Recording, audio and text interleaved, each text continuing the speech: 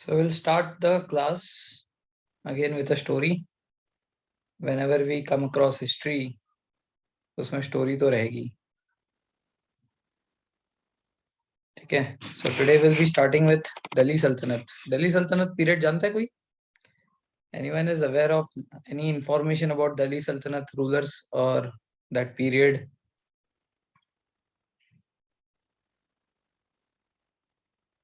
Anyone? Qutub Minar देखा है?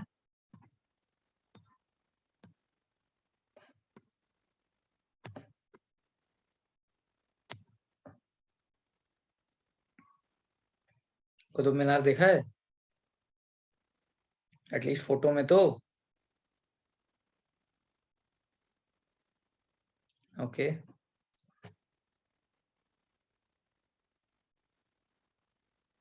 दिल्ली अभी दूर है जनाब.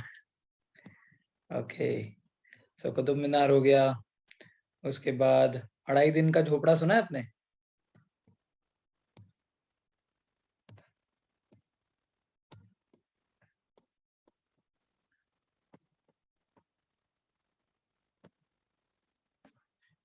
नहीं सुना? ओके, चलो सुनेंगे आज हम लोग. Will come across this. ठीक है. सो कुतुब मीनार, 2.5 दिन का झोपड़ा, दे आर स्टिल एग्जिस्टिंग. ये सारी चीजें आज भी एग्जिस्ट करती है. ठीक है. तो ये सारे जिस पीरियड में बने थे, हम उस पीरियड की बात करेंगे आज. ठीक है. So we are talking about the medieval India. Now medieval India से दो टॉपिक्स है जो हमारे बहुत काम किए. एक है दिल्ली सल्तनत.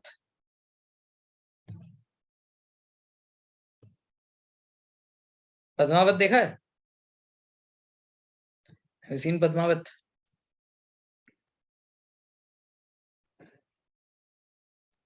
बोलते नहीं यार कुछ.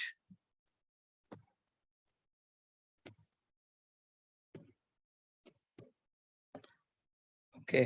सो पद्मावत में there was Alauddin Khilji, right? ये जो अलाउद्दीन खिलजी है, ये भी इसी दिल्ली सल्तनत पीरियड का है. So there are two topics which are very important for medieval history. One is Delhi Sultanate period, another is Mughal Empire. ये दोनों से क्या क्या टाइप के क्वेश्चन आते हैं, पहले तो मैं आपको वो बता दूं. ठीक है. First, this two both of this topics are very much important for art and culture.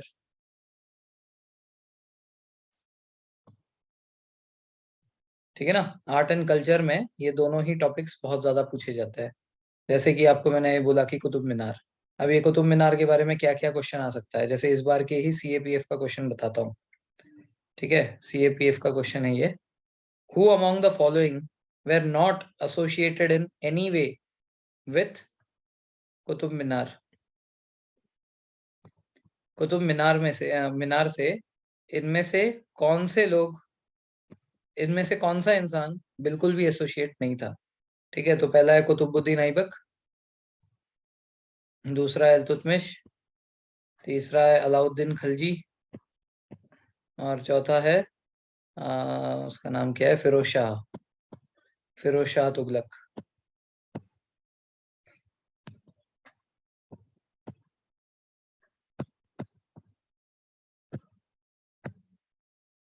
ठीक है. So this was question from CAPF 2021.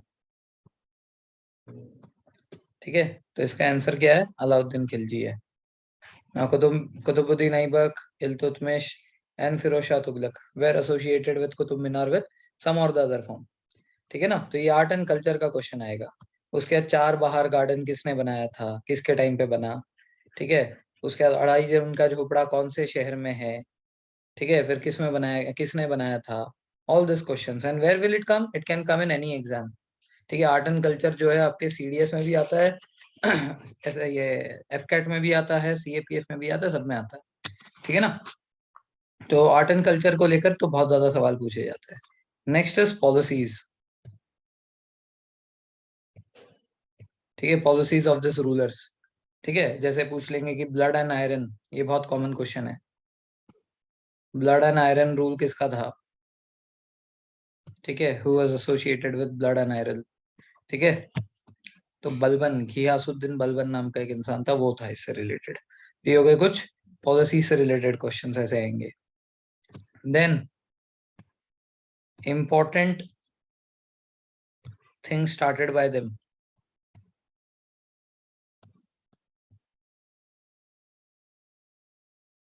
ठीक है, जैसे पूछा जा सकता है स्टार्टेड या स्टॉप्ड, दोनों हो सकता है।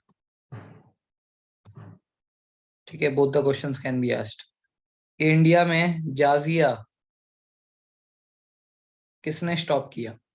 हु स्टॉप जाजिया in India for the first time? ठीक है ना, तो ये जो जाजिया है ये क्या है? तो there is a non Muslims का टैक्स। अगर आप मुस्लिम नहीं हो तो आपको जाजिया भरना पड़ता है, ऐसा उस टाइम पे था। ठीक है ना, तो इंडिया में जाजिया किसने बंद करवाया, ये क्वेश्चन पूछा जा सकता है। इसी का उल्टा भी पूछा जा सकता है, किसने स्टार्ट करवाया? So important things that were started और stop by whosoever the ruler was. ये सारे कुछ क्वेश्चंस इसमें से आएंगे। उसके बाद लाइनेज। ठीक है, कि बाबर के बाद कौन राजा बना था? ठीक है, नीचे चार ऑप्शंस होंगे। तो ये बहुत आसान होता है, लाइनेज का क्वेश्चन जनरली आपको एफकैट में दिखने मिलता है। बहुत ही आसान टाइप का क्वेश्चन होता है वो। ठीक है, जनरली अब जब इतना पढ़ रहे हैं तो लाइनेज तो याद हो ही जाता है। ठीक है ना, when we see this things in detail, lineage तो याद हो जाएगा, उसमें कोई दिक्कत नहीं आएगी। So this are some of the questions and some miscellaneous question can also come up from this. ठीक है ना, सो मिसलेनियस का तो कुछ कह नहीं सकते क्या आएगा, but this are the prominent topics. ठीक है, ये प्रोमिनेंट टॉपिक्स है जिसके बारे में आएगा ही आएगा। अब किसी पर्टिकुलर राजा के बारे में कोई खूबी होगी, ठीक है ना, तो वो क्वेश्चन पूछा जा सकता है। जैसे अकबर इसमें एक प्रोमिनेंट इंसान है, अकबर के बारे में क्वेश्चन आता है। इल्तुतमिश के बारे में क्वेश्चन आता है। उसके बाद क्या कहते हैं इसके, औरंगजेब के बारे में क्वेश्चन आता है। अलाउद्दीन खलजी के बारे में आता है। मोहम्मद बिन तुगलक है। ठीक है ना, वो मोहम्मद बिन तुगलक जैसे एक ही नमूना था पूरे हिस्ट्री में। ठीक है, तो क्या है कि उसका क्वेश्चन आता है। So this are some of the questions which can be asked in the exams. ये कौन से exams? In all the three exams, AFCAT, CDS as well as CAPF. ठीक है, so today what we are going to start, we are going to start with Delhi सल्तनत।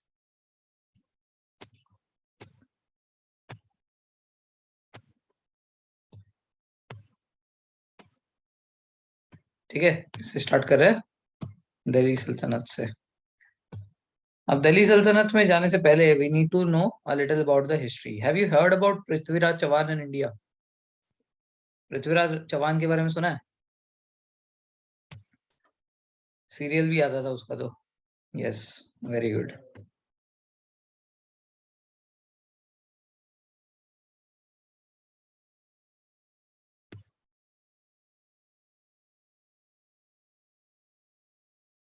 सो this the India that we know today.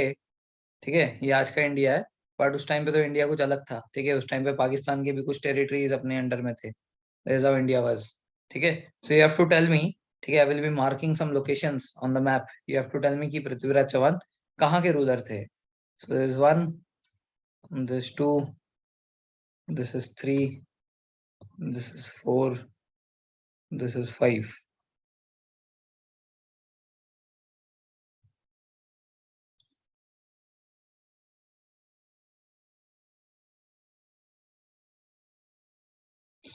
Prithviraj Chauhan कहाँ के ruler थे? And zero for not knowing the answer. But कोई negative marking नहीं है, you can definitely try.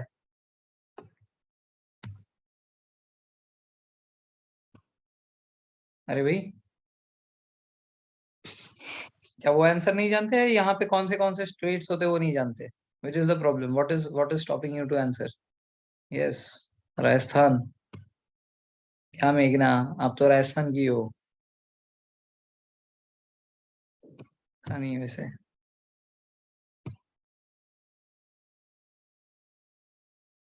Yes, ठीक है, राजस्थान के रूलर थे। ये वाला जगह कौन सा है? Which place is this?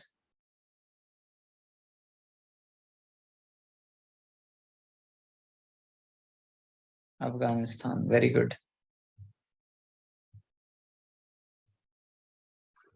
ठीक है, ये अफगानिस्तान है।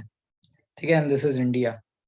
तो अफगानिस्तान में उस टाइम पे जो रूलर थे, जिस पीरियड की हम बात करें, अच्छा कौन से पीरियड की बात करें? We are talking about 1191 CE, मतलब एडी।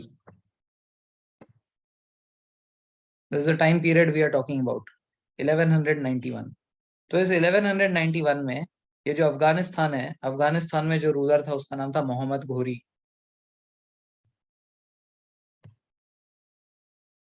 ठीक है, what was the name of the ruler there? Mohammad Ghori. अब ये मोहम्मद घोरी ने काफी सारा एरिया, बहुत बड़ा एरिया, इसको पूरा मतलब ऐसे पर्शिया, तो आज के डेट में जो ईरान, इराक, ये सारी जो जगह है, इसको बोलते हैं पर्शिया ऑफ दैट टाइम।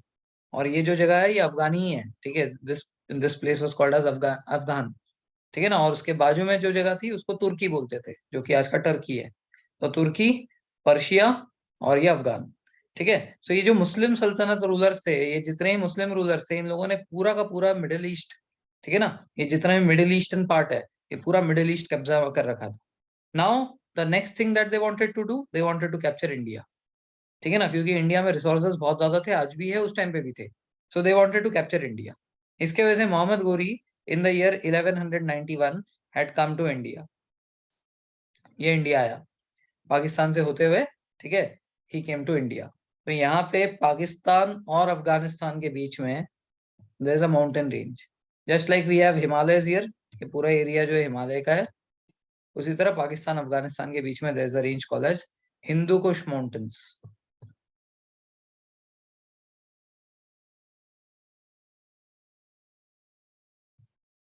ठीक है ना, हिंदू कुश माउंटेन रेंज है वहां पे। तो ये हिंदू कुश को पार करके ये जो है इंडिया आता है। एट दैट टाइम ये जो पूरा का पूरा एरिया है, ठीक है, करेंट डे का Rajasthan, Punjab, Haryana and some parts of Delhi, ये पूरा का पूरा जो एरिया था, it was under the dominion of Hindu rulers, specifically Rajputs. ठीक है। And in that there was one leader called as Prithviraj Chauhan.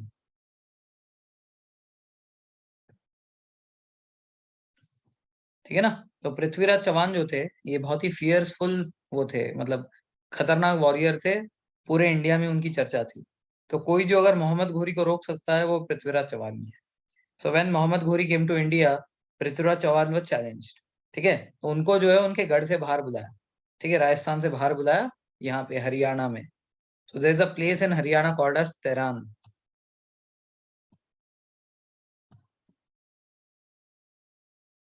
ठीक है, there's a place in Haryana called as Tarain. तो ये तेहरान में बुलाया गया। तो 1191 में Mohammad Ghori came to India and he challenged Prithviraj Chauhan and called him in the battle field of Tarain. तो पृथ्वीराज चौहान गए वहां पे।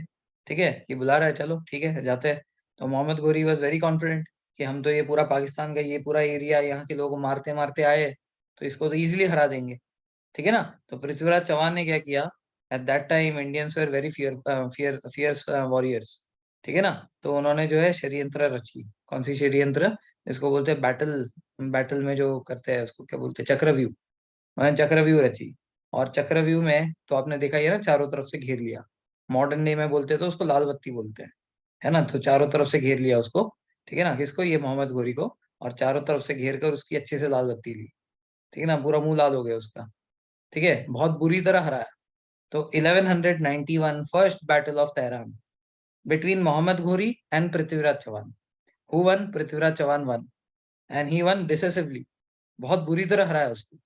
इसको? मोहम्मद घोरी को। अब उसका ईगो हर्ट हो गया। ठीक है ना। अब ऐसा है ना, मोहम्मद घोरी की एक चीज थी कि मोहम्मद घोरी जहां पे भी जितने भी लोग उसके हार जाते, ठीक है, या तो प्रिजनर ऑफ वॉर हो जाते, उनको वो कभी भी अपने आर्मी में शामिल नहीं करता। तो when he came from Afghanistan and cross Pakistan वाला एरिया, भले ही उस टाइम पे वो पाकिस्तान नहीं था, but there were some of the rulers. ठीक है, इस जगह पे पूरे रूलर्स थे। तो जब वो यहाँ से इंडिया तक आया, तो देर वर मेनी रूलर्स जिनको चैलेंज करते करते हराते हराते इंडिया आया। इसीलिए उसका कॉन्फिडेंस जो है सातवें आसमान में था। ठीक है ना। तो उसको लगा कि इनको हरा दिया तो मैं तो इसको तो हरा ही दूंगा। तो पृथ्वीराज चौहान ने जो है लाल बत्ती ले ली उसकी। ठीक है ना, बहुत बुरी तरह हार गया वो। अब जब यहाँ से हारा, तो पूरे रास्ते जब वो वापस जा रहा था, तो उसके अंदर बहुत ज्यादा गुस्सा था। ठीक है, he was very very angry. तो नॉर्मली क्या करता है, उसके जितने भी प्रिजनर्स ऑफ वॉर्स होते हैं, जो उसके आर्मी के लोग हैं जो कि हार जाते हैं या तो गिव अप कर देते हैं, या तो उनका कुछ हाथ वाथ कट जाता है, वो उनको कभी भी अपने आर्मी में नहीं लेता। ठीक है ना। दो सिपाहीज are of no use to him, ऐसा बोलकर वो छोड़ देता है उधर ही। बहुत क्रूर इंसान था। ठीक है ना। बट इसने क्या किया, जब वो वापस जा रहा था इतना गुस्सा आया वो कि मैं हार गया, तो उन सभी को पिकअप करते करते लेकर गया, जिनको छोड़कर आया था ना उनको जाते वक्त उन सभी को लेकर गया ताकि उसकी फौज और बढ़ जाए। फिर वो गया और उसने फिर से बैटल प्लानिंग की, ठीक है ना, और फिर से 1 साल बाद वो लौट कर आया। इन 1192 ही केम बैक अगेन, ठीक है ना। अब इस टाइम पे क्या हुआ, अब पृथ्वीराज चौहान ने जो इसको थोड़ा सा हल्के में ले लिया, पिछली बार आया था लाल बत्ती थी, अभी फिर से दे दूंगा, ठीक है ना, उसमें कौन सी बड़ी बात है। तो अगली बार वो बहुत अच्छे से प्रिपेयर होके आया, एक तो ईगो हर्ट हो गया था उसका, उसके ऊपर उसने अपने वो सैनिकों को भी ले लिए जिनको उसने इधर उधर छोड़ दिया था। And then he regrouped his army, he prepared for the war very well. पहली बार उसने क्या क्या गलती थी वो समझ गया था। अगली बार वो दोबारा आया, ठीक है, 1192 में, and again he challenged him in the same place, battle of Tarain 2, ठीक है ना, Krrish 1 Krrish 2, battle of Tarain 1 battle of Tarain 2, ठीक है ना। तो पृथ्वीराज रिटर्न्स, तो Prithviraj again went there along with his सेना, ठीक है ना। ही थॉट कि फिर से लाल बत्ती देंगे, लेकिन इस बार क्या है कि पोपट हो गया। पृथ्वीराज चौहान को इस बार उन लोगों ने चारों तरफ से पहले से घेर रखा था, उसको समझ नहीं आया कि वो घिरे हुए हैं चारों तरफ से। वो उधर जाते हैं, एक छोटी सी सेना देखते हैं, ये क्या है, इनको तो इजीली मार देंगे। सो जब वो उस सेना के पास गया, जैसे होता है ना, शेर देख रहा है अंदर बकरी है, तो बकरी के पास जाता है तो वो पिंजरा गिर जाता है, वही हुआ। चारों तरफ से घेर कर रखा था, देखा नहीं। जो बीच में खड़े थे छोटे मोटे वो मतलब छोटी सी सेना, उसकी तरफ ये आगे बढ़ गया। जब वो उनके पास आगे बढ़ गया तो ये लोग चारों तरफ से आकर घेर कर इसको अच्छे से इस बार उन लोगों ने लाल बत्ती दे दी, ठीक है। सो पृथ्वीराज चौहान वॉज कैप्चर्ड, ठीक है। तो कुछ लोगों का मानना है कि पृथ्वीराज चौहान को उधर ही मार दिया था, कुछ लोगों का मानना है कि उसको कैप्चर करके वो लोग अफगानिस्तान लेकर गए थे, ठीक है। So I will tell you both the versions, ठीक है, एंड देन विल डिसाइड कि कौन सा मानना चाहिए अपने को। So in the second battle of anyways जो भी हुआ, ठीक है, मार दिया या लेकर गए जो भी हुआ, सेकेंड बैटल कौन जीता, मोहम्मद घोरी जीता। तो 1191 Prithviraj Chauhan won the battle that is called as first battle of Tarain. 1192 ले ले पे देला, तो 1192 what happened, Prithviraj Chauhan was defeated in this battle, ठीक है, and this time he was defeated decisively, ठीक है। तो इस बार क्या है कि इसको वहां से लेकर जाते हैं हम लोग, ये वाली स्टोरी देखते हैं। मार दिया तो कहानी खत्म, है ना, उधर ही मार दिया तो कहानी खत्म होगी, ठीक है, कुछ मजा नहीं आया। तो अपने को थोड़ा मजेदार चाहिए स्टोरी, ठीक है, will believe the second one for now, ठीक है। So he was taken from here to Afghanistan. तो यहाँ पे अफगानिस्तान में लेकर गया उसको मोहम्मद घोरी। तो मोहम्मद घोरी ने कुछ समय तक उसको पिंजरे में रखा और उसको बोला कि तुम अपना धर्म परिवर्तन कर लो, ठीक है। वो बोला चाहे कुछ भी हो जाए, ठीक है, मैं इस माटी की कसम खाता हूँ कि मैं फिर से इसी माटी का लाल बन के पैदा होऊंगा और तेरे ऐसे अन्याय करने वाले को मारूंगा, ठीक है, all this dialogues and all, ठीक है। तो वो धर्म परिवर्तन नहीं करता, ठीक है ना। सो मोहम्मद घोरी ने उसको बहुत बार बोला और बहुत बार बनने के बाद फिर वो हार मान गया। तो मोहम्मद घोरी ने उसको बुलाया, ठीक है, कि बता तेरी आखिरी इच्छा बता, बहुत हो गया तेरे साथ टाइम पास, अब तेरे को मारेंगे, ठीक है। बोला मेरी तो कोई आखिरी इच्छा नहीं है, तेरी होगी तो बता। ठीक है, बोल रहा है तो मेरी एक आखिरी इच्छा है। तो क्या है कि ये जो पृथ्वीराज चौहान है ना, Prithviraj Chauhan was very famous for one thing, क्या कि ये बिना देखे सिर्फ आवाज सुनकर अपना निशाना लगा देता था धनुष बाण से, ठीक है, with bow and arrow. In archery he was very good, ठीक है। Just by listening to the sound he could effectively kill that person, ठीक है। उसने बोला कि ये तेरा जो टैलेंट है ना मैं नहीं मानता, मेरे को देखना है। ठीक है, दिखाते हैं तुमको। तो पृथ्वीराज चौहान का एक साथी था जिसका नाम मतलब एक पोएट है बेसिकली, इसका नाम था चांद बरदई,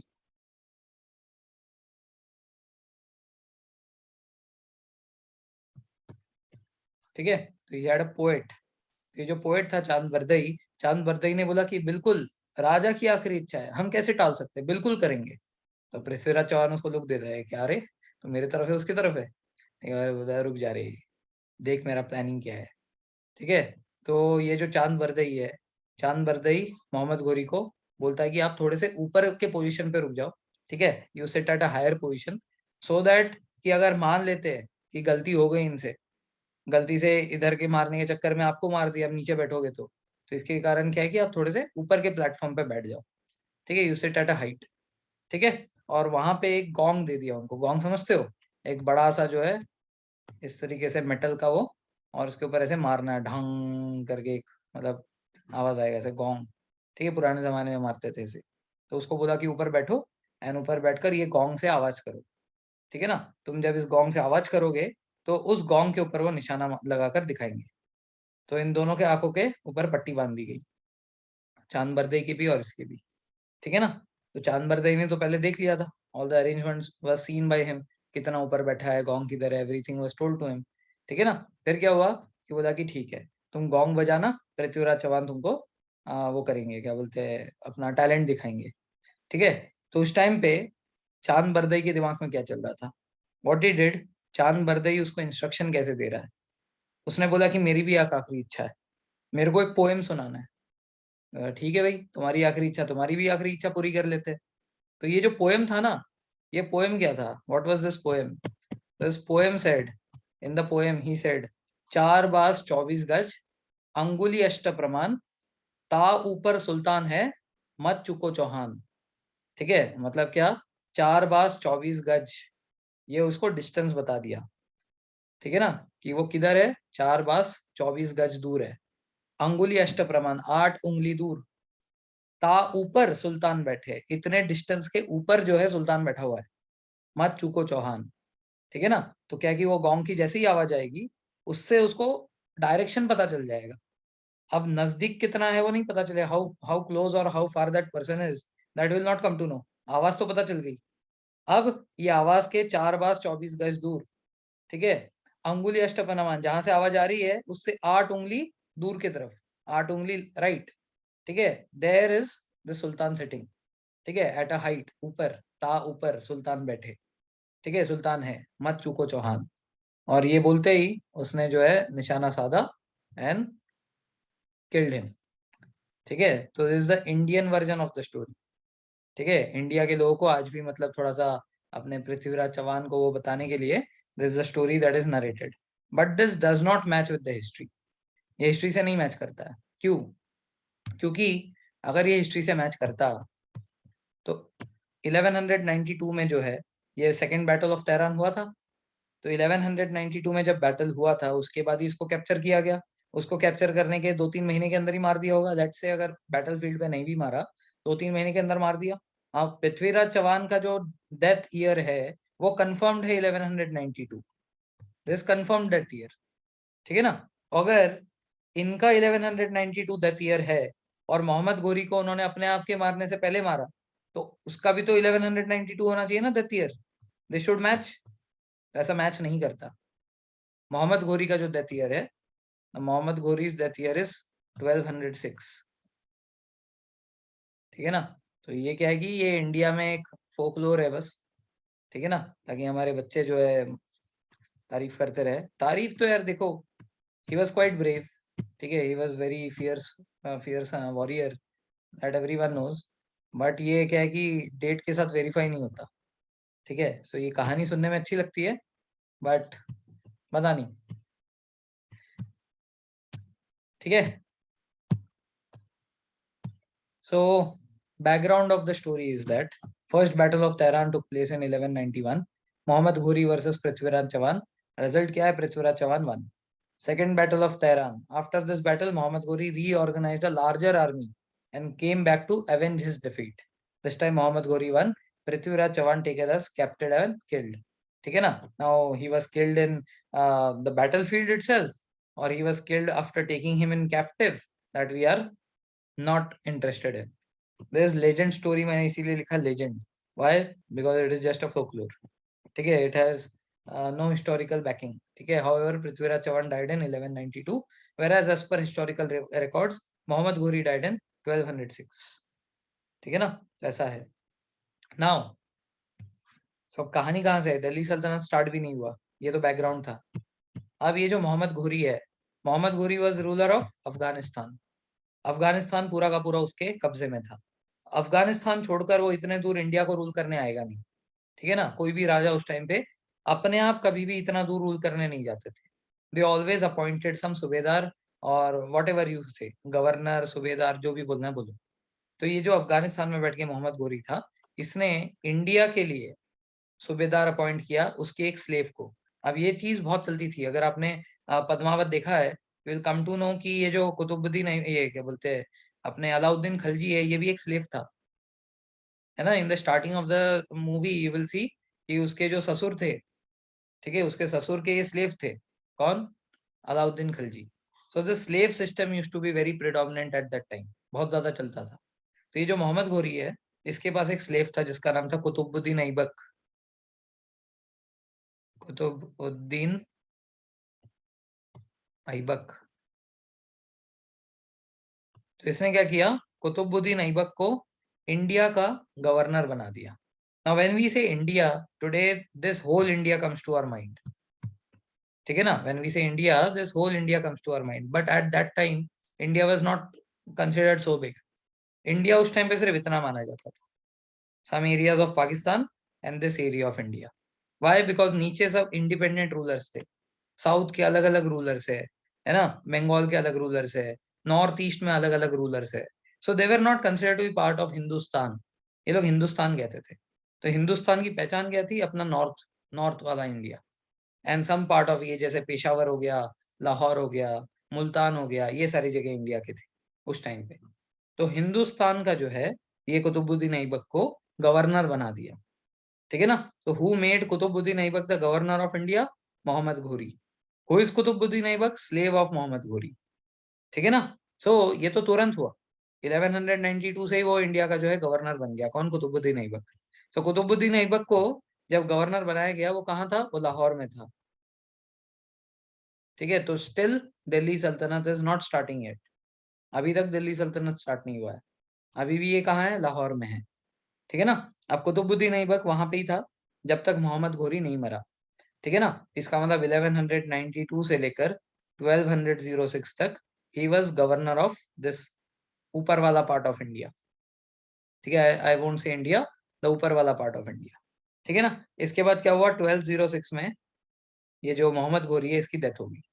मोहम्मद घोरी के डेथ के बाद उसका भाई आया, ही became the ruler.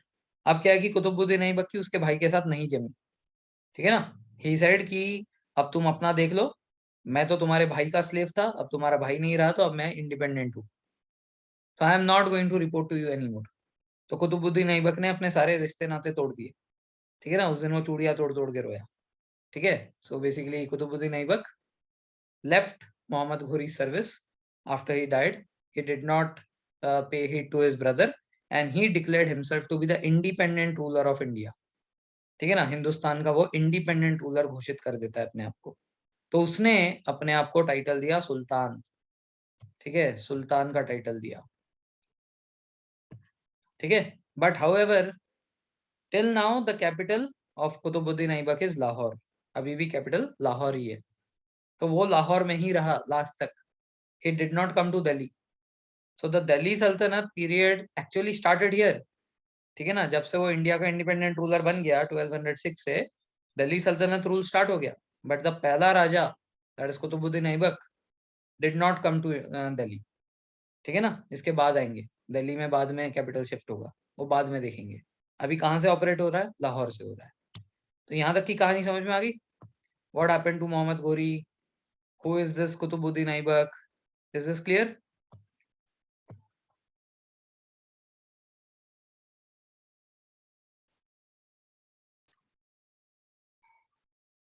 Okay, so let's move forward, ठीक है। तो ये जो कुतुबुद्दीन ऐबक है, he was a Turkish slave of Mohammad Ghori, ठीक है। ये टर्किश रूलर है, ठीक है। इवन दो ये जो मोहम्मद घोरी था, ये अफगान को रूल कर रहा था, ठीक है। Even though he was ruling Afghanistan, ये कुतुबुद्दीन ऐबक जो है, ये कैसा है? ये टर्किश है।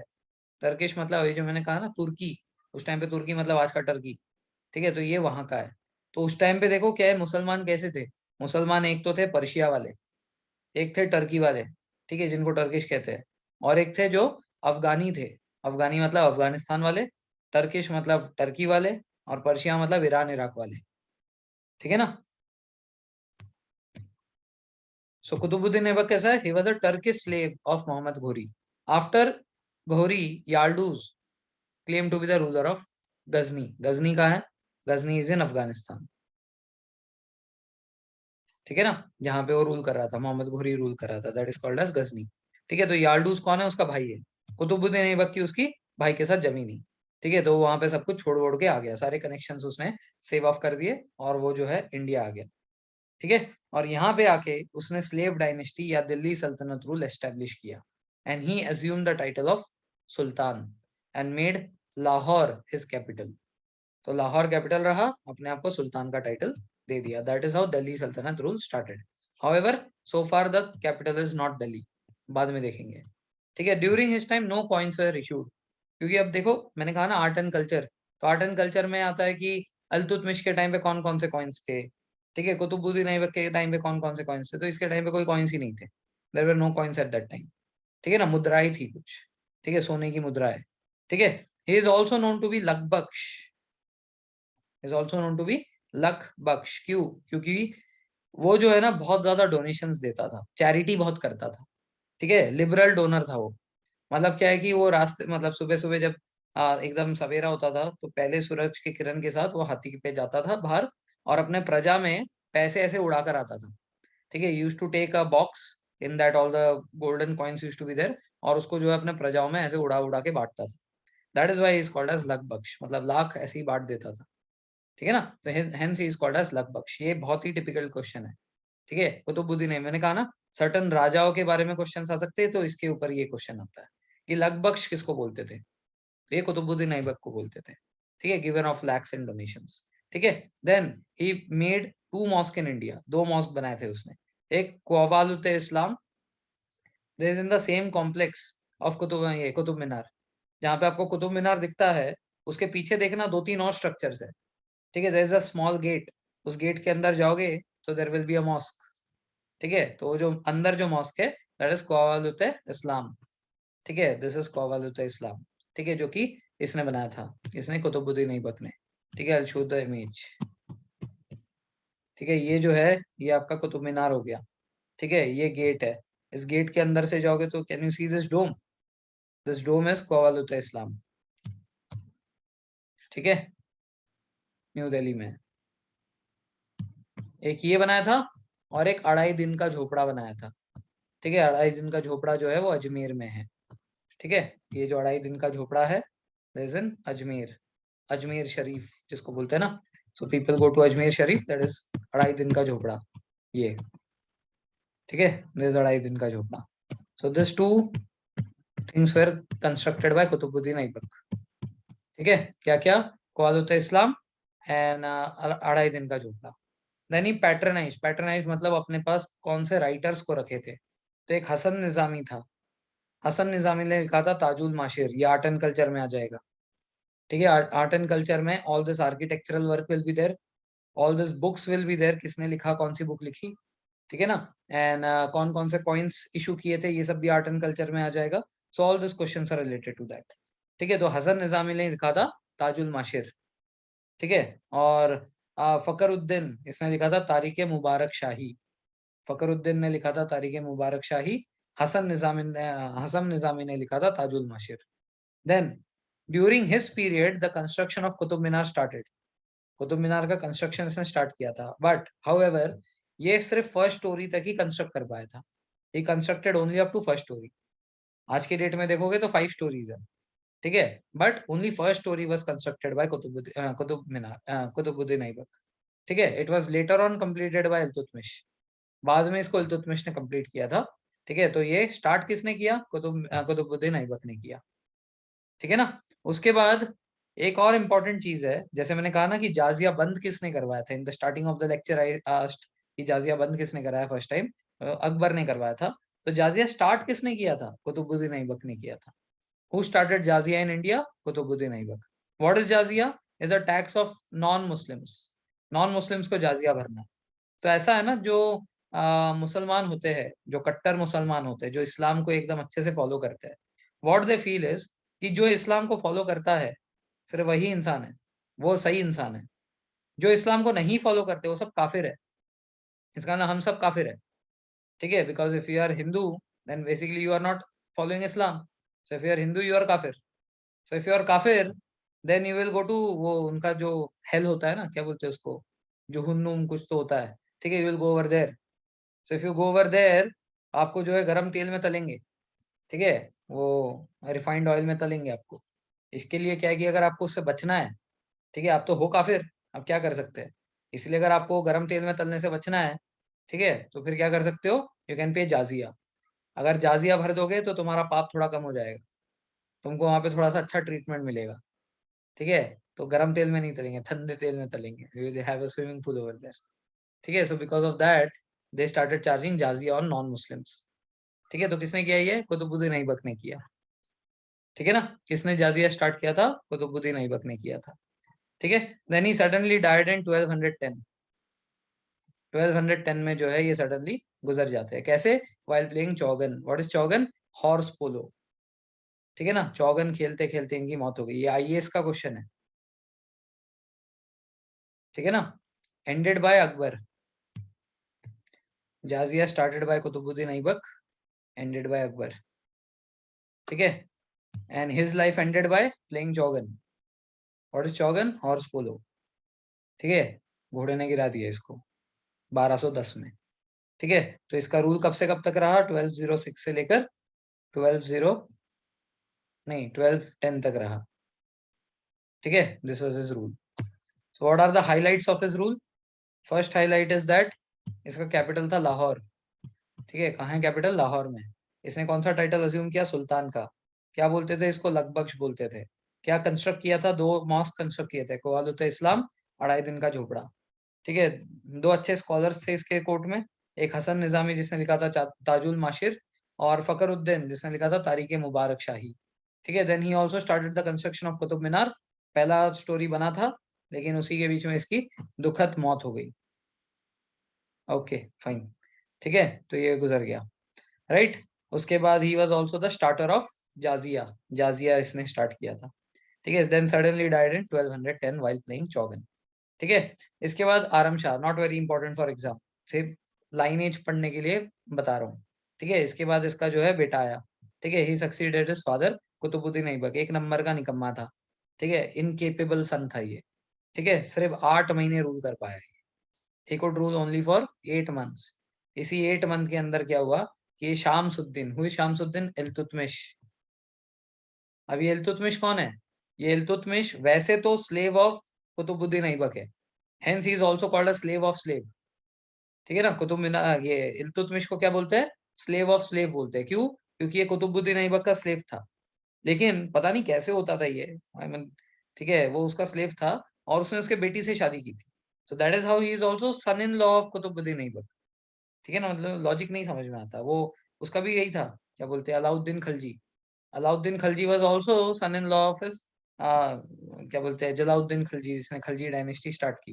वो उसका स्लेव था, स्लेव बनने के बाद उसकी बेटी से शादी, और उसके उसी को मार के राजा बन गया। ग्रेट स्टोरी, ठीक है। तो वैसे ही कुछ इधर भी है। तो is the slave of Qutbuddin Aibak. Qutbuddin Aibak खुद स्लेव था मोहम्मद गोरी का। अब उसका स्लेव अल्तुतमिश, इसने उसकी बेटी से शादी की, तो बेटी से शादी की तो ये सन इन लॉ बन गया। अब क्या हुआ कि कुतुबुद्दीन ऐबक का जो बेटा था आरम शाह, ये एकदम निकम्मा निकला, ठीक है। तो इनकेपेबल सन था, कुछ नहीं कर पाता, बहुत वीक रूलर था। 8 महीने में इसको मार दिया, और ये कहानी चलती रहेगी, ठीक है ना। एक दूसरे को मारकर थ्रोन लेते रहेंगे अपने ही परिवार के अंदर, ठीक है ना। अपने ही परिवार के अंदर ये ट्रेंड चलता रहेगा। इसने इसको मारा और उसके बाद थ्रोन ले लिया, फिर उसने उसके बेटे को मारा, फिर थ्रोन ले लिया। इस तरीके से दिखते रहोगे, कंटिन्यूस पूरे चैप्टर में यही है, ठीक है ना। तो ये सन इन लॉ था कुतुबुद्दीन ऐबक का, ऑल्सो उसका स्लेव था, hence he is called as a slave of slave, ठीक है। तो इसने क्या किया? आरम शाह को मार दिया। आरम शाह को मारकर he became sultan, and then he assumed a new title. अब सुल्तान पुराना हो गया, he wanted a new title, and he assumed this new title as Shamsuddin. ये भी डायरेक्ट क्वेश्चन है कि शामसुद्दीन टाइटन किसने अज्यूम किया था?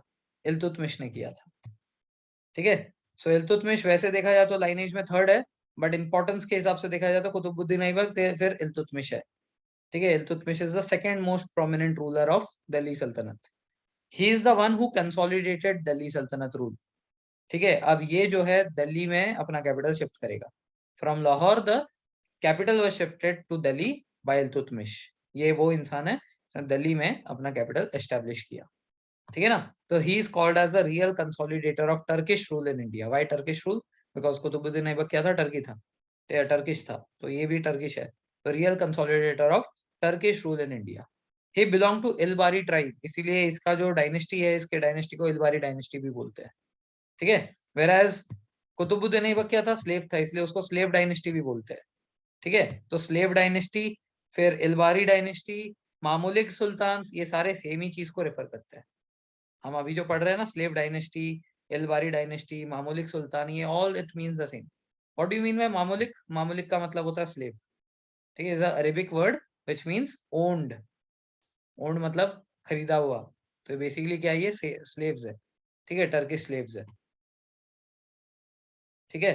तो इलबारी, स्लेव्स, मामूलिक, ये सारे नाम देखो तो इसी डायनेस्टी को सिग्निफाई कर रहा है, ठीक है, it means the same thing. So Iltutmish belong to Ilbari dynasty, hence this dynasty is called as Ilbari, ठीक है। After becoming sultan he shifted capital from Lahore to Delhi, Lahore से दिल्ली इसने कैपिटल शिफ्ट कर दी। He divided his empire into इक्ताज। Now what do you mean by इक्ताज? इक्ता का मतलब क्या? दिमाग था इसमें बहुत, देखो अभी क्या कह रहा हूँ। Let's say this is Delhi, ठीक है, दिल्ली में अभी Iltutmish is the king.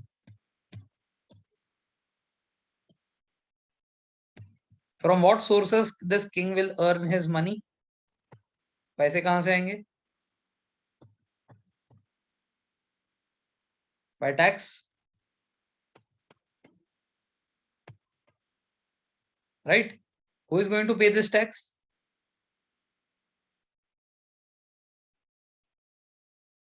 The praja और the people, yes. So this are the people, ये सारे लोग हैं।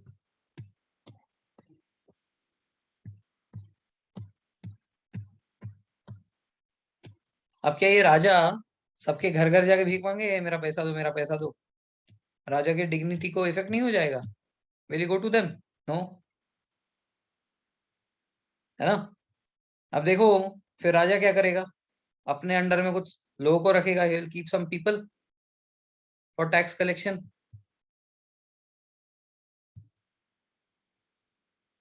अब टैक्स कलेक्शन के लिए जिसको रखा है, उनको सैलरी भी देनी पड़ेगी टैक्स कलेक्ट करने के लिए, ठीक है, he has to pay them for collecting the taxes, right.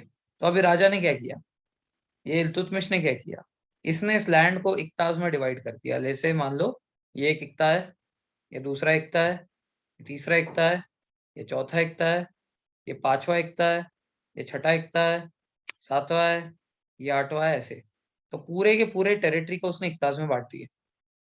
और उसने क्या किया, उसने ये किया, ये सारे जितने भी इक्ताज है, उसको उसने अपने गवर्नमेंट ऑफिशियल्स को दे दिया कि ये इक्ता तुम रखो, ये इक्ता तुम रखो, ये इक्ता तुम रखो, ठीक है। अब ये जो गवर्नमेंट के ऑफिशियल्स है, they are performing some duties, वो अपने मिनिस्टर के ड्यूटीज निभा ही रहे। साथ ही साथ इनका क्या काम है, इनका काम है कि अब इनको सैलरी पे करनी पड़ेगी ना। Let's say you are working for the government, so whatever service you render you are getting paid for that. Similarly all those people, जितने भी गवर्नमेंट के ऑफिशियल्स है किंग के अंडर में, they are rendering their service, so for that they are going to be paid. तो इनको क्या दिया, इनको इक्तास दे दिए, एक एक इक्ता इनको दे दिया अकॉर्डिंग टू देयर रैंक। अब जिसका रैंक ज्यादा बड़ा है, उसको बड़ा वाला इक्ता दिया, जैसे ये वाला, इसका इक्ता बड़ा है, ठीक है। अब जब रैंक बड़ी है तो सैलरी भी बड़ी होगी, इसको बड़ा इक्ता दिया। अब बोला कि तुम्हारा जो सैलरी है ना, तुम्हें कैसे लेना पता है, तुम्हें इनके घर से इनका टैक्स लेकर आना है। जब तुम्हें इनका टैक्स मिलेगा, उसका 10% तुम मेरे को देना, बाकी का तुम्हारा सैलरी है। ऐसे हर इक्ता का 10-10 मिलाकर कितने सारे इक्ताज होंगे, ये तो अभी छोटा दिख रहा है। ऐसे हर हर किसी से 10-10 10-10 मिला के राजा को अपना पैसा मिल गया। इनको जो सैलरी देनी थी वो सैलरी भी पे हो गई, उस सैलरी के लिए उसको अपने तिजोरी से निकाल कर नहीं देना पड़ रहा। अब ये लोग क्यों करेंगे ये काम? अब देखो, अगर ये लोगों ने अपने इक्ता से पैसा नहीं कलेक्ट किया तो इनकी सैलरी नहीं आएगी ना। तो basically everyone wants their complete salary, so that means now without any interference from the king, they are going to make sure कि इनको हर घर से पैसा मिल जाए। अब उसके तुमको जो करना है करो, it is not my concern. If you do not collect money, you are not getting your salary, ठीक है, because the money that you are collecting is your salary. So if you do not collect it, then it's your loss. Obviously बात है, कोई भी अपना loss करेगा नहीं। अब अगर उन्होंने अपना पूरा का पूरा पैसा निकाल लिया वहां से, तो 10% हर कोई अपने राजा को दे रहा है। इस तरीके से राजा का पैसा भी आ गया, उनका सैलरी भी निकल गया, और राजा को घर घर जाना भी नहीं पड़ा। समझ रहे हो, दिमाग तो था बंदे में। क्लियर है?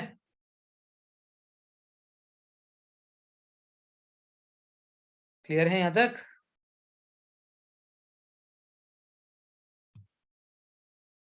Okay, so he divided his empire into इक्ताज, ठीक है। So assignment of land in lieu of salary, yes, very clever person, ठीक है। So he divided his empire into इक्ताज, assignment of land in lieu of salary, तो इनको salary अलग से नहीं मिलती थी, यहाँ से तुम टैक्स इकट्ठा करो, मेरा शेयर मेरे को दो, बाकी का तुम्हारा सैलरी हो गया, ठीक है ना।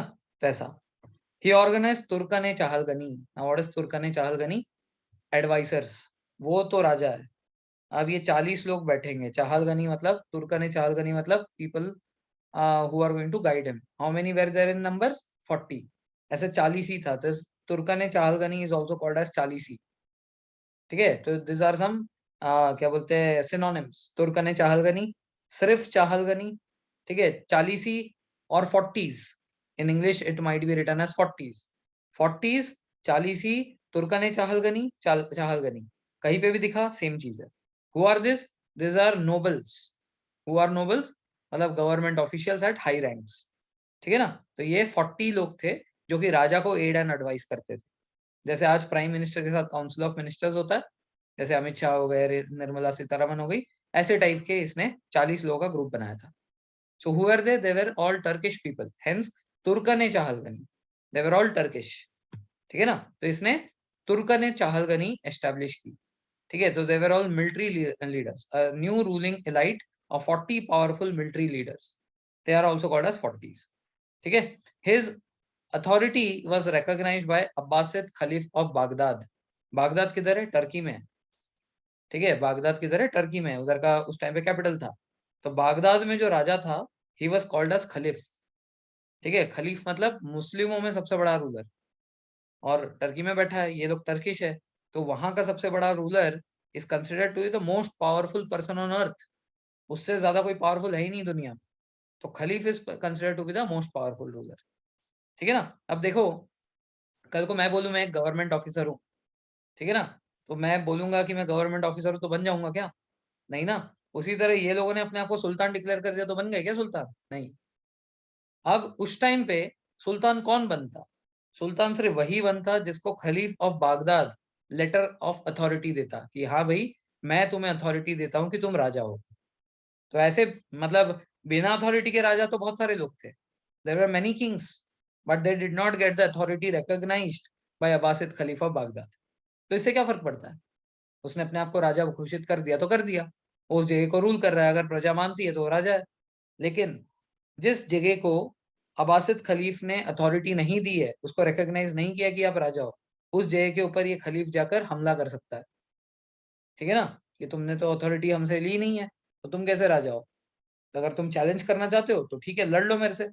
तो those places could have been attacked by Abbasid khalifa Baghdad, but किसी एरिया को उसने अगर घोषित किया कि ठीक है ये तुम्हारा राजा है, तो उस जगह पे तो इसकी अथॉरिटी से बैठा है ना वो राजा, so that place will not be attack by Abbasid caliph. तो लोग जो है अपने आप को सेफ फील करते थे, ठीक है। ये अच्छा, ये जो हमारा राजा है, ये जो है ये फर्जी राजा नहीं है, he is not a Chinese माल, ठीक है, ये ओरिजिनल है, ऑथेंटिकेट है, ठीक है। So that was there with him, किसके पास? इल्तुतमिश के पास, हु वाज अब्बासिद खलीफ। ये इंडिया से कोई लेना देना नहीं है इसका, ये बागदाद में बैठा है, तुर्की में बैठा है। तो ये जो है he was the chief of all the ये क्या बोलते हैं टर्किश पीपल। ये लोग कौन है? ये सारे टर्किश है ना, ये इल्तुतमिश हो गया, या इसके पास जो भी लोग हैं, all this are Turkish people. तो टर्किश रूलर्स में से सबसे बड़ा राजा था, राजाओं का राजा, महाराजा, ठीक है। तो उसके अथॉरिटी के बिना कोई अपने आप को अगर राजा घोषित कर रहा है, so that place can be attack by him, ठीक है ना। और अगर उसने रिकॉग्नाइजेशन दे दिया कि आप राजा हो, ठीक है, तो फिर क्या है कि उधर अटैक वगैरह के चांसेस नहीं है, राजा ओरिजिनल है, ठीक है, चाइनीज डुप्लीकेट माल नहीं है, ठीक है। सो ही रिसीव्ड मंसूर, व्हाट इज मंसूर? Letter of recognition. अपने पुराने जमाने में देखे होंगे ना ऐसे टाइप के वो फरमान आते थे, इसको बड़े स्टाइल में खोला जाता था ऐसे धीरे धीरे रोल करके, ठीक है। सो दैट इज मंसूर, और letter of recognization by which he became the legal sovereign ruler of India. Legal, why legal? Because it was now authenticated by khalif. Issued Arabic coins, इसने कुछ कॉइन्स इशू किए थे, दो type के coins issue किए थे, ध्यान से सुनना और देखना। He had issued two coins in India, one is called as जितल, दिस आर कॉपर कॉइन्स, ठीक है। अनदर इज नोन एज टंका, दिस सिल्वर कॉइन, ठीक है। सिल्वर टंका, कॉपर जितल, ठीक है। कॉपर का जितल है, सिल्वर का टंका है। और यही टंका से बेसिकली बंगाली में पैसे को टाका बोलते हैं। बांग्लादेश में जैसे हमारा रुपीज है, जैसे बांग्लादेश का ऑफिशियल करेंसी टाका है। In fact you go in West Bengal, वहां पे पैसा नहीं बोलते हैं, ठीक है। वहां पे क्या बोलते हैं, वहां पे टाका बोलते हैं, 10 टाका, ऐसा, ठीक है। तो ये जो टाका है, ये वर्ड कहाँ से आया, टंका से आया, ठीक है। This is the derivative word of that, ठीक है। तो ये कॉपर जितल, सिल्वर टंका बहुत हैवी होते थे। Each of them weighed 175 grams, 175 gram का एक कॉइन है, समझ रहे हो, ठीक है। तो ये बहुत इंपॉर्टेंट चीज है। Then he had completed the construction of Qutub Minar, Qutub Minar का कंस्ट्रक्शन इसने कंप्लीट किया था, ये भी एक इंपॉर्टेंट चीज है, याद रखना। Then he is also called father of tomb building, ये भी डायरेक्ट क्वेश्चन है, एफकैट में आ सकता है। This is a direct question which can be asked in AFCAT. Is considered father of tomb building, tomb building में जो है ये मतलब इसको फादर बुलाते हैं, ठीक है। What do you mean by tomb, what do you mean by टूम,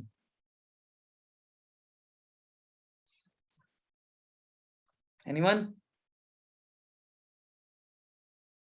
मर जाने के बाद जो कबर होती है, उस कबर को टूम बोलते हैं इंग्लिश में, ठीक है। मर जाने के बाद जो कबर होती है, उस कबर को टूम कहा जाता है। तो आपने देखा होगा कि जितने मुसलमान लोग होते हैं, उनके जो भी दरगाह बनते हैं, what is dargah basically, dargah is nothing but a tomb. तो यहाँ पे फादर ऑफ टूम बिल्डिंग मतलब यहाँ पे ये नहीं कि कबर बनाता फिरता था हर जगह, यहाँ पे टूम बिल्डिंग का मतलब दरगाह बनाना, ठीक है। So he had constructed a lot of दरगाह।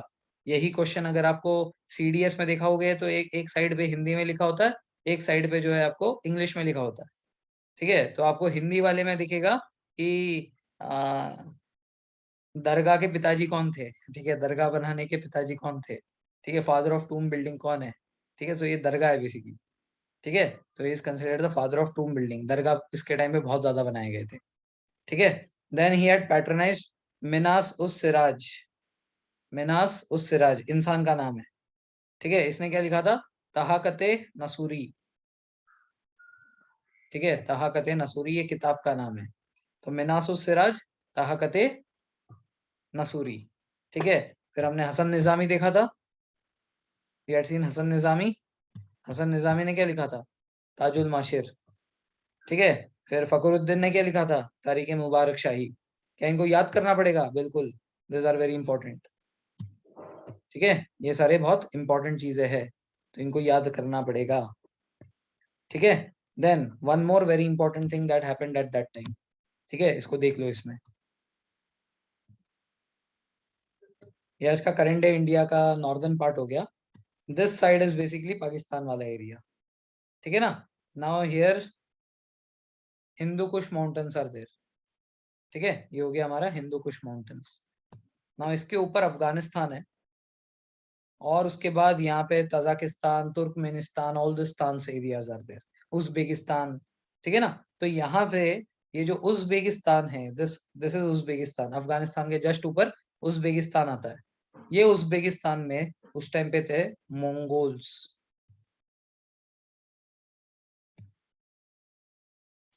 ठीक है। उस टाइम पे ये उज्बेकिस्तान में कौन थे, मंगोल्स। एक्चुअल में ये मंगोल जो है ना, ये ओरिजिनल नेम है, ठीक है। मंगोल्स जो है, this is the original name. इन्हीं को इंडिया में आकर पता नहीं मंगोल को over the period of time गलत प्रोनाउंस करते करते मुगल्स हो गया है। तो Mughals are nothing but Mongols in original. ये मंगोल्स क्यों बोलते हैं, बिकॉज चाइना के जस्ट ऊपर देखोगे there is a country called as Mongolia, ठीक है ना। चाइना के जस्ट ऊपर देखोगे there is a country called as Mongolia. ये मंगोलिया से एक्चुअल में बिलोंग करते हैं ये लोग, hence they are called as Mongols. But by the time they came to India, ठीक है, तो when the Mongols came to India, धीरे धीरे over the period of time their name got corrupted and it became Mongols, Mughals. तो Mughals कुछ नहीं, Mongols ही है, समझ आ रही बात। तो Mughals are nothing but it is a corrupted name of Mongols. Who are Mongols? Mongols originally belong to Mongolia, is over China. Doubt यहाँ तक? Any doubt still here?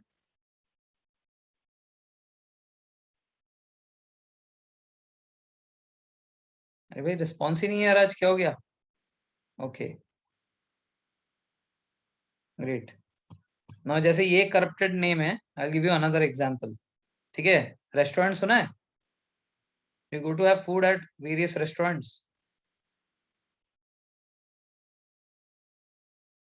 Yes. How did this name come up? इसने कैसा सोचा होगा कि इस जगह को मैं रेस्टोरेंट बोलूंगा, इस जगह पे जो बैठ के लोग खाते हैं इसको मैं रेस्टोरेंट बोलूंगा? कहाँ से आया ये नाम? तो बेसिकली क्या था, पुराने जमाने में there used to be highways. Highway से लोग एक जगह से दूसरी जगह सफर करते थे, सफर के बीच में थक जाते थे. So when they used to get tired, what happened is इसके किनारे लोगों ने घर बनाना स्टार्ट किया. They started constructing their house in front of the, क्या बोलते हैं, हाईवेज. तो क्या है कि जब कोई मुसाफिर थक जाता था, ये इनके घर पे जाता था. और बहुत पुराने जमाने में क्या है कि अतिथि देवो भव बहुत था. तो वो लोग क्या है कि उसको फ्री में रखते थे. ठीक है, अतिथि आया है हमारे घर में, गेस्ट आया, तो हमारी हमारे लिए सौभाग्य की बात. ठीक है, it is our good fortune that someone has come for our service. But over the period of time people became greedy. Now what happened is, now people started charging for getting rest. ठीक है, so it was like rest on rent. ठीक है, तो जब ये मुसाफिर उधर रहने लगे, सो it was like rest on rent. Over the period of time वो रेस्टोरेंट रेंट को फास्ट बोलते बोलते वो रेस्टोरेंट रेस्टोरेंट हो गया. So this is how Mongols का भी नाम over the period of time corrupt होके मुगल्स बन गया. ठीक है. Now what I was talking about Mongols. Mongols का क्या होगा? ये जो मंगोल्स थे, इन मंगोल्स के पिताजी कौन है? Who is the starter of this Mongols? Mongol clan के जो पिताजी है वो है, उसका नाम क्या है, चाइनीज इंसान है, Chingis Khan.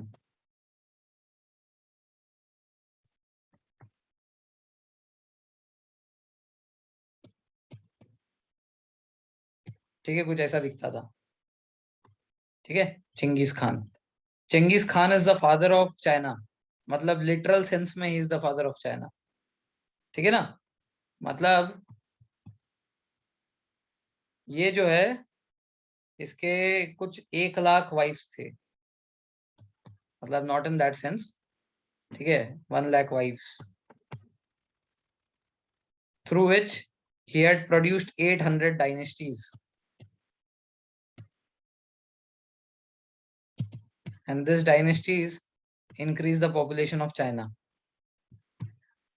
Hence, he is literally the father of China. 800 संतानें नहीं, 800 डायनेस्टीज थी इसकी. ठीक है, तो ये मंगोल के फादर है. ठीक है, and literally the father of China भी है. ठीक है, ये जो जिंगिस खान है, ये जिंगिस खान यहाँ से इंडिया में हिंदू कुश माउंटेन रेंज के थ्रू बहुत ज्यादा पेनिट्रेट करने की कोशिश करता था. This is a north west frontier area. North west frontier area, इस एरिया को बहुत ज्यादा अटैक किया गया. तो क्वेश्चन क्या आता है, which was the period when Genghis Khan attack the north west frontier area of India? So it was the period of Iltutmish.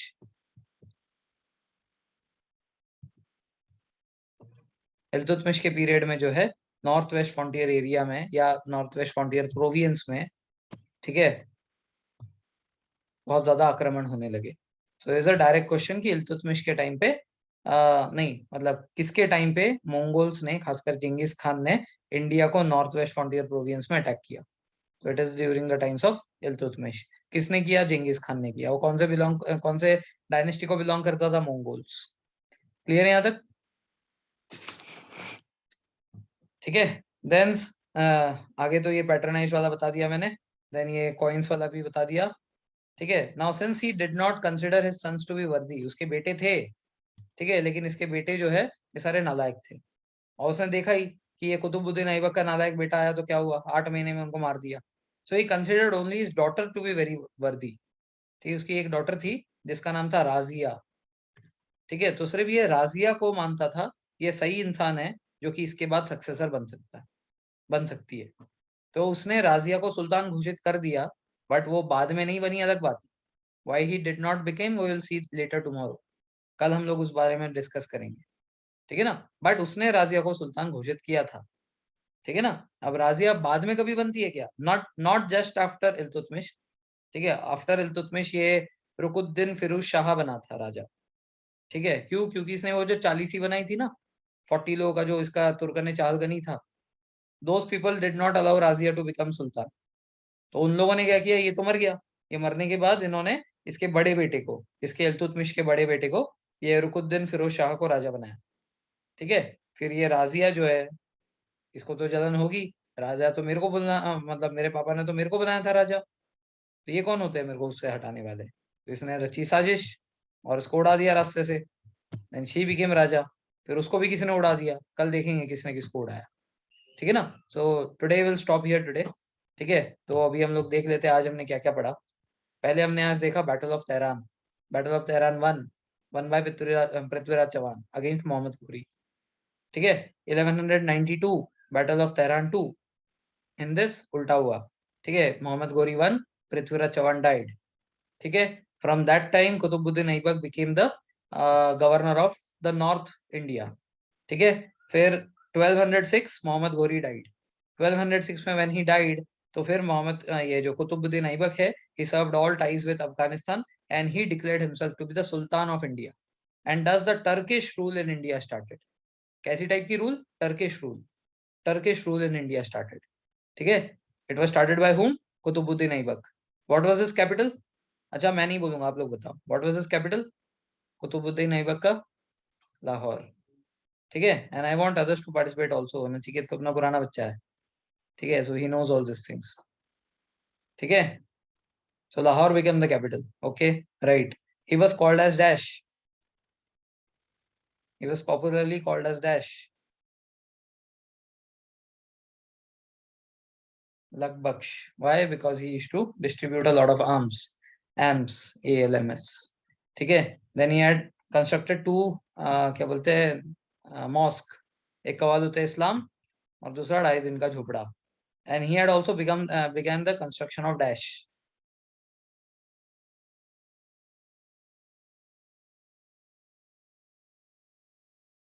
Qutub Minar कहाँ तक कंप्लीट कर पाया वो,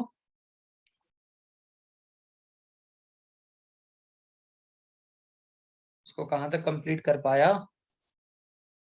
फर्स्ट स्टोरी तक। Okay, very good.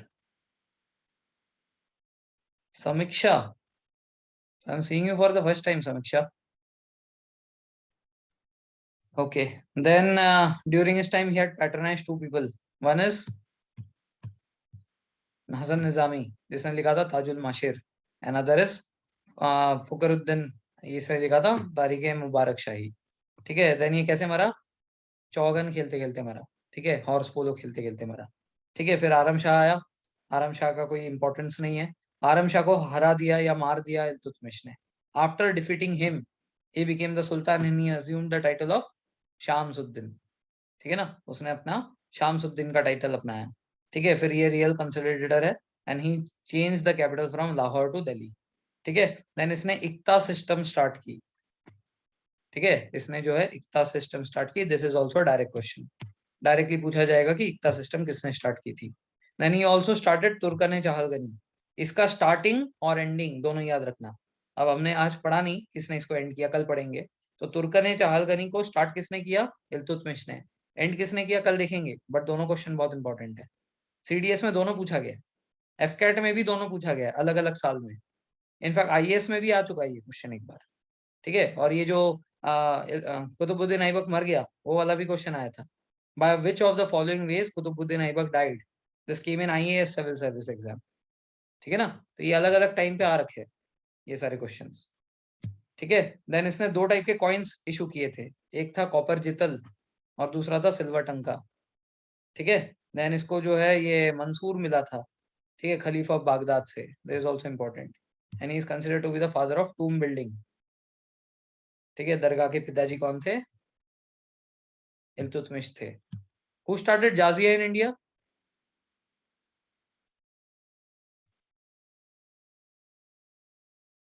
Aibak, good. ठीक है, देन मिनासुस सिराज तहाकत नसूरी, ये इसका वो है, और राजिया सुल्तान को इसने डिक्लेयर किया था। एंड देन इसके आगे हम लोग कल स्टार्ट करेंगे। ठीक है, सोफा सो गुड।